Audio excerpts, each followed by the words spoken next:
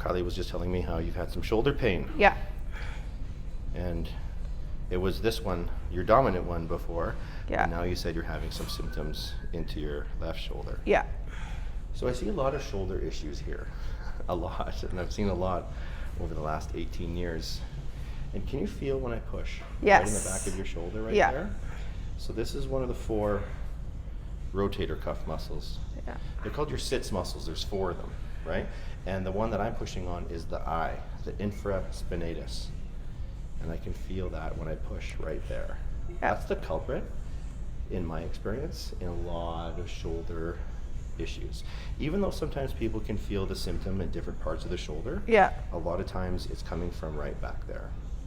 Sometimes people will even have like numbness into their hands. Yeah, I found it actually has been like I'm getting the odd Little bit, pain yeah. in my arm from It it. can radiate. So when there's pressure on the nerve, it can send symptoms down the arm. Sometimes I've even had people, well, not just sometimes, quite a few times I've had people over the years where when I push back here, they can actually feel it down into their hand, Oh yeah. right? Can you feel that at all? I can. Yeah. So one thing that people can do is I say to a lot of people, get like a lacrosse ball or a tennis ball, and you can put it up against the wall, you can put it down on the floor, and you'll find that spot again, and just roll.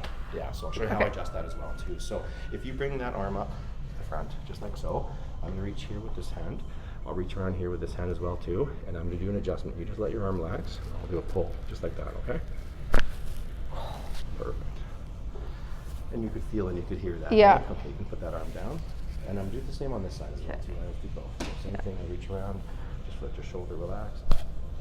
Perfect. And you can feel that as well. Yeah.